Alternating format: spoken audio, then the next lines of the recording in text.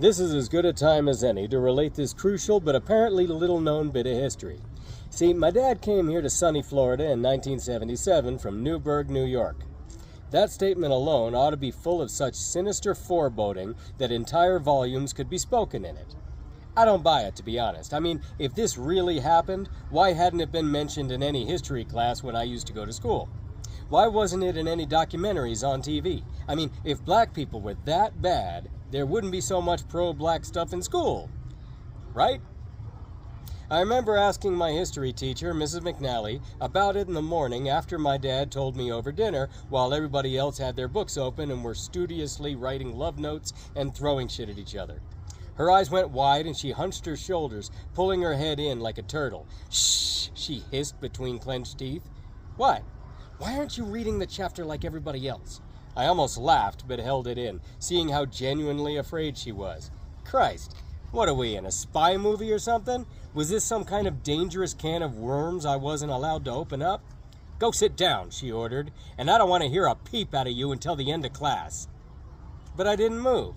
It was a defiance thing. Hey, I was 14. What do you want from me? After a long sigh, the stiffness went out of her shoulders, and she said, Come see me after class, she said quietly. I did, but all she'd tell me was, and she even watched the stragglers carefully before speaking, as if they might overhear. Jesus, such drama. That I could find the archives for Newburgh's Evening Post on the internet, and that would tell me everything. Of course, I didn't do that because it sounded suspiciously like homework, so all I have to go on is the story I got from my dad and grandparents. Since I wasn't paying attention at first, I don't know exactly where in Georgia in 1970 they saw this billboard when they were coming back up from vacation. They said it said, "Go to Newburgh, New York and get on welfare." Oh, come on, I'd said, and they glared at me. Spare the rod, Dennis, Grandpa said to my dad, like he was reminding him of something, and I saw the fossil of some long ago but unforgotten argument. I never did find out what that meant. Dad took over the story. Our hometown, Newburgh, had been voted an all-American city, he said, and gave me a look that was his facial way of saying, "Get it?"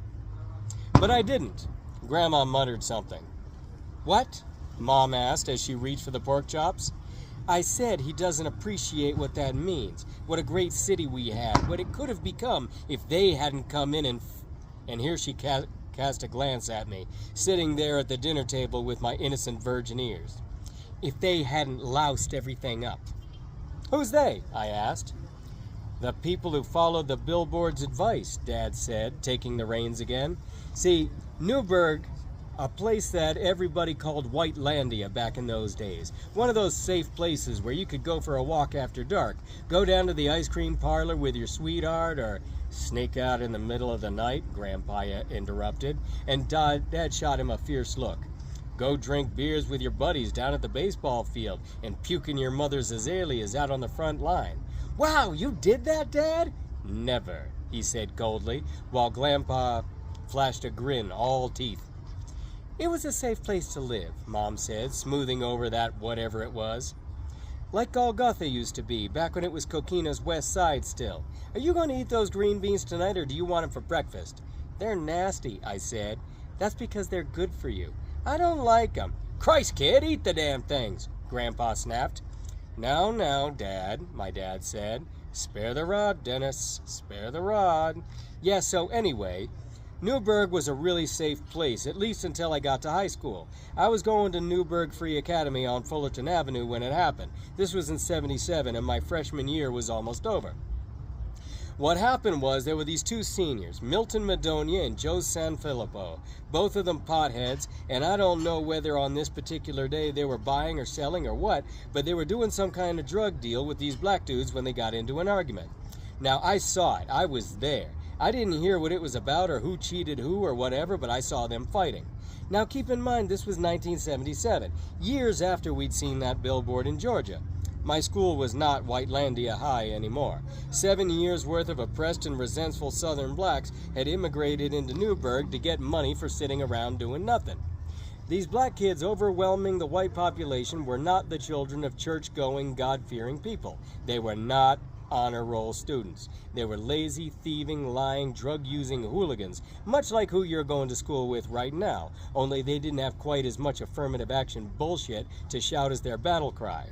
Every one of them was just waiting for his chance to get whitey. "Honey, watch your language," Mom said quietly. "Huh? Right, sorry. So, anyway, all these other kids see a fight break out between whites and blacks, and you know how blacks are. Instantly, they assume it's over race, and they want to join in and beat their oppressors down. It escalates right in front of my eyes to a full-blown race riot, all blacks attacking all whites. The police come, they try to restore order. I got a bloody nose and my eyes are all puffy, and I didn't even do anything. I was just standing there when I got tackled from behind. Take a deep breath, Janice, Grandma said. Dad's teeth were bared and he was holding his fork pointed at me, frozen in mid-gesture. He looked sideways at her and narrowed his eyes. She dipped a morsel of pork in her applesauce and put it in her mouth, started chewing in a very deliberate way that somehow pissed my dad off. He dropped his fork into his plate and it clattered loudly, ringing like a handful of change thrown down on the floor. He snatched up his glass of water and drank, his chin showing through it all distorted. The whole exchange had me lost, but I didn't have time to wonder because Grandpa picked up where Dad left off. "So your dad gets escorted by the police, along with all the other white kids, onto the buses and back to New Windsor and Newburgh. That's the town of Newburgh that lies just outside the city of Newburgh. I arrived there at about this time because I've heard about it all the way down to where I work, and I drop everything to go get my boy, just like almost everyone else did. Because all these people are hurrying to the school to rescue their kids, the streets are a mess, and I'm stuck bumper to bumper with the Joneses, so to speak, which is how I came to be there when the SWAT team stood armed at the front of the school, and from the street came this tide of angry blacks. They came out of the woodwork, throwing rocks and bottles at the police, ganging up to flip the squad cars over. You're kidding me!" "I shit you not, sonny boy," Grandpa said gravely, and nobody bothered to admonish him. "Thank God your daddy was safe by then." "Time out," my dad said quietly. We all looked at him. It didn't happen quite like that. We waited. It seemed like he had to get something off his chest, and it took a moment to get his words ready. He took a deep breath. "I was in the lobby there with all these other kids, and we were packed in like sardines. It was just Milton against 3 or 4 blacks at first, and he was a brawler, so he was doing all right until another black came at him from behind, and that's when Joe, who wasn't as tall but just as bad, came flying past me like a bolt of lightning. Joe wore this big silver ring, and when he plowed his fist into that dude's head, I saw his face pop like a zit. Then all hell broke and I got nailed from behind. The office was right there, so the dean and all the faculty came swarming out. Yeah, Grandpa said. Like I said, the police got No, it didn't happen quite like that. We all stared at my dad, his parents gaping at him in surprise, and he looked like he was ready to come clean about something he'd lied about for 30-something years. The tension had suddenly become so thick that nobody saw me slip my green beans off my plate and stuff them under my seat cushion. Dad's head was bowed a little, and when his eyes came up to meet my grandfather's without his face raising with them, his voice was cold and hard. See, when it got broken up, we all went our separate ways. I went out to the front lawn with a lot of the other whites, and where we talked shit for a little while and went to open the trunks of our cars and get out our weapons. "Weapons?" Grandpa exclaimed. "What weapons?" "Oh, come on, Dad. We all had bats, switchblades, chains, but the black kids had guns." "Dennis!" Grandma gasped. "Well, I didn't have anything, not because I didn't want anything, but because I had nowhere to keep it. But when Nancy Johnson came out, you remember Nancy? She was a senior. I wrote her name all over my folders. Right after we found out a whole bunch of jigs had jumped a kid on his way back from Toby's, beat the shit out of him with garbage cans for no reason, right after we heard about that, here comes Nancy, white as a sheet. She tells me, she didn't even know I existed, but I'm the one she tells this to." I glanced at Mom, and she did not look happy to hear her husband talking like this. She asked me if I've ever had the hair stand up on the back of my neck and just no, to jump out of the way. I said yeah, even though I hadn't, and she nodded, kept talking, telling me she was at her locker when all of a sudden she felt it and she spun around in the nick of time, just narrowly missing getting run through by a black girl with a knife. Nancy was trembling all over, and then the dam burst, and she fell into my arms, sobbing like a baby. I stole another look at Mom. She had her lips pursed and was winding a napkin around her finger, tighter and tighter. I held her until her boyfriend, Billy Antonelli, came and pushed me away, taking over, but my shoulder was already soaked. You know how it is. I had to do something. My grandparents stiffened, bracing themselves. Mom's twisted rope of a napkin ripped. I went up to Kevin Kyle, who had the trunk of his car open, and I just reached in and seized the handle of a wooden Louisville slugger. A short one, like you get for a kid who's in Little League. There were fights breaking out again in classrooms, in the halls, everywhere. People had been drinking beer, smoking a little reefer. I'd had a beer or two, he admitted. And I went back inside before Kevin could stop me. The place was chaos. People were fighting here and there. The hallway lights were shattered. Classroom windows got busted. I went into the closest girl's room. I don't know if she was the one who tried to cut Nancy, but she had a knife. She was smoking a joint with 4 other girls when I walked in, and they all jumped when they saw me. She pulled out the knife. We were all staring at him now, mouths open. "And you know what I did?" he asked. "Dad?" He looked at me then. "Evan, you know what your big, brave father did?" His voice was dark and bitter, but his eyes were sad. "People will tell you they're just regular Joes, but nobody ever really is. Regular Joes are what make up lynch mobs. Ordinary people are the ones who riot, who trample each other in crowded theaters." "What'd you do, Dad?" I asked, a little too quickly. He looked down at his plate. "Nothing." I stared, feeling something drop out from under me. "Didn't do anything," he said.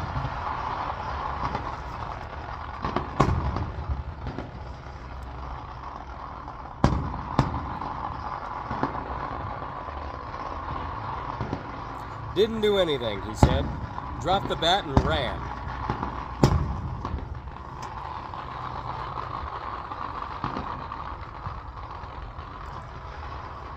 Firecrackers. "Didn't do anything," he said. Dropped the bat and ran. Grandma and Grandpa breathed a sigh of relief, but I didn't. I ran back inside where they were putting all the white kids on buses, the cops and the faculty were. Where the cops had come from, I didn't know, but the place was crawling with them, hurting us. And we started pulling out, each bus with 2 cop cars, one in front, one behind. Our bus had to go down Fullerton toward South Street, and that's where all the blacks were gathered, flipping over the white students' cars, setting them on fire. They jumped in front of our bus, trying to stop us when we turned the corner. Bricks came flying, crashing through the windows. That's how my eye got swollen. A brick. Window exploded next to me. He said nothing for a long moment. "I chickened out," he said quietly. "No!" my grandparents both cried, rallying themselves. "Dennis, no, you didn't chicken out. You did nothing wrong. You didn't lower yourself to their level. You did the right thing. Why, you did what would have made us proud if only we'd known. You did what would be a good example for your son," they added when they remembered me. But it did no good. My respect could not be salvaged. I wanted to hear that he'd beaten up. God, it sounds so horrible when I say it now, but that's what went through my head. I wanted to hear how he'd gone berserk, just lost it, blown his top and clubbed someone, yes, even a girl, to death for trying to murder the girl of his dreams. Looking into my father's eyes then, I think he knew it. My grandpa took up the story from there.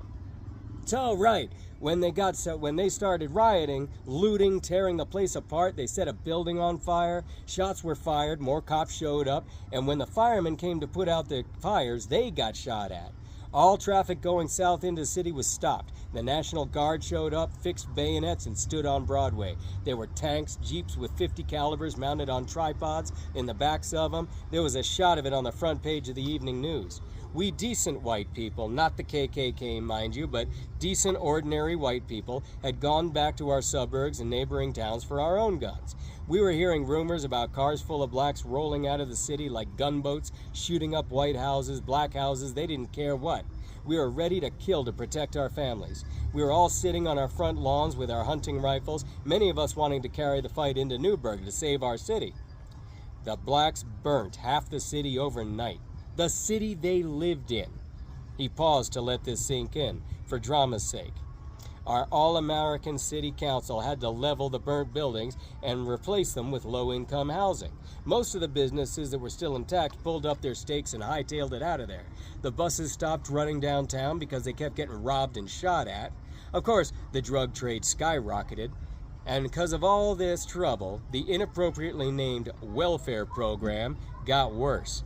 The greater the decay, the more our government paid the maggots. Crack whores became brood mares, shitting out babies as often as they could to bump that check up a few more dollars, swelling the population to get more benefits and create even more blight.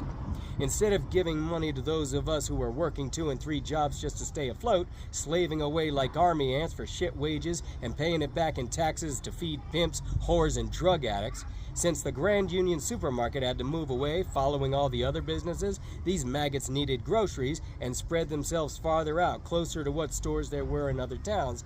And it was this that threw open the door for Iranian carpetbaggers, swooping in to buy up foundering businesses and jack up prices, which nobody minded because they were paying with food stamps anyway. And then, completely by coincidence, the AIDS virus was released in Chicago the very next year, 1978. Gramps sat there across the table from me with a strange little smile and made a face like my father had. Get it?